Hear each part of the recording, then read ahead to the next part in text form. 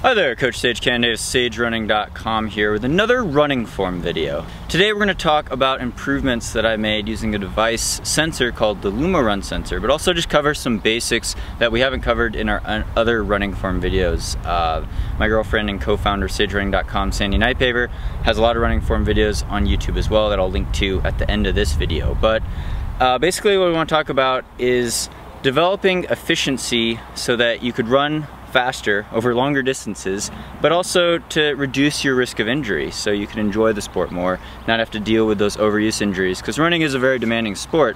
And you know, I've been running year-round for the last 18 years of my life, running over 100 miles a week for the last 10 years, a lot of weeks over 100 miles a week, and I'm still tweaking my running form. It's something I still have to work on constantly. And what I found over the last month using the LUMO Run device, which I also did a video review on that I'll link to right here, also down in the description below, of how to get one of these. And you know, full disclosure, I am sponsored by LUMO Run, so this is kind of a product review and feedback on the product, but I really do think it's a useful technology to embrace because it makes you aware of little kinks in your form that you can improve. And again, after 18 years of year-round running, I'm still improving, and I found some drastic improvements in actual numbers and quantitative data using the LUMO Run sensor and the associated app with the iPhone to actually make jumps in things like cadence, braking force, vertical oscillation or bounce, and hip rotation.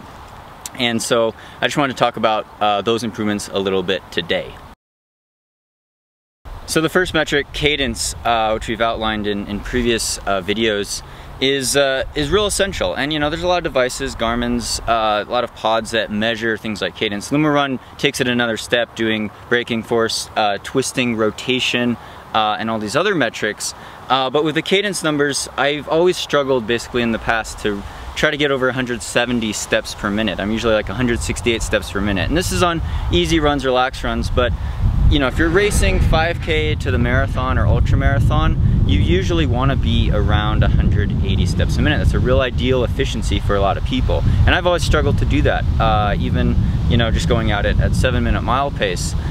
So having the LUMO Run sensor is like having a coach in your pocket, because it's telling you what your cadence is. It's giving you cues to lighten up, improve your form, run tall, and to move your arms quicker so your legs move quicker. And it gives you exercises to do that. And so when I'm conscious of having that constant feedback on some of my runs and hearing that data, is looking at the data, seeing I'm at 170 steps per minute, I was able to increase to high 170s to 180 and even over 180 steps per minute on a lot of my easy run days on the same route that I always do, nice flat runnable gravel surface that you just saw there.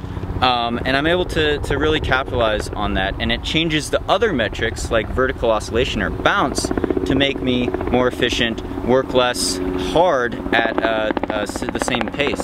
So with the change in cadence, I'm getting a better foot strike landing. I've always kind of been a notorious heel striker, overstrider, so to speak, and you see the clip right there where I'm actually deliberately overstriding. But that's what you look like, or what I look like at least, when my form's breaking down at the end of a marathon, or I'm getting really tired, or I'm just getting sloppy with my form because I don't have those constant reminders. So LUMO Run's a great tool to give you that constant reminder, and to have like a running form coach always out there with you on your runs, giving you that constant reinforcement, because it takes changes in neuromuscular patterns between your brain and your muscle fibers to develop these more efficient types of running form patterns, and you know, you have to make gradual changes over time, but I've definitely seen progress in the last month using the device and hearing that constant feedback. Now, efficiency is the name of the game, so you know, less oxygen utilization, better running economy basically for faster paces, but also not burning through your carb supply so fast in long distance races, so you could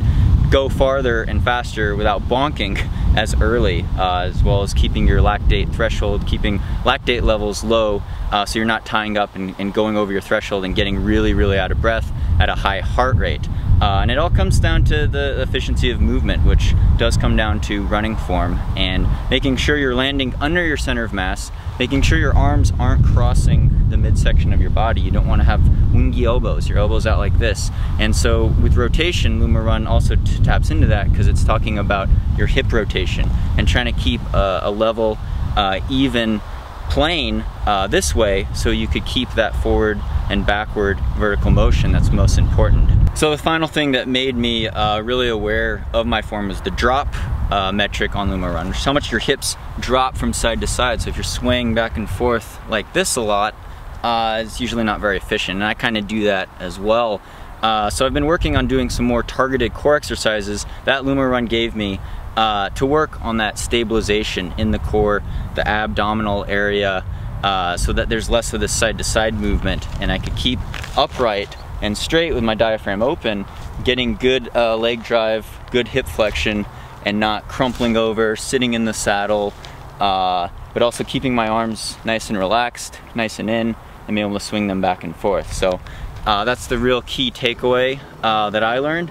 And you know, always improving that stride rate, that cadence, those other metrics, reducing braking force, reducing your bounce or vertical oscillation, which goes in hand with keeping your legs moving like wheels smoothly under your center of gravity and landing not on your heels in front of your body, but more on the middle part of your foot to forefoot. But thanks so much for all the support on here. I really hope you find these running form tutorials useful. Feel free to check out the links below, as well as a link to the LUMO Run site for this device. Again, full disclosure, I am sponsored by them. This is a product plug, but it's a technology that I really endorse because I think it's very helpful and really fun to see. So thanks so much for watching, and stay tuned for more via 2Max Productions.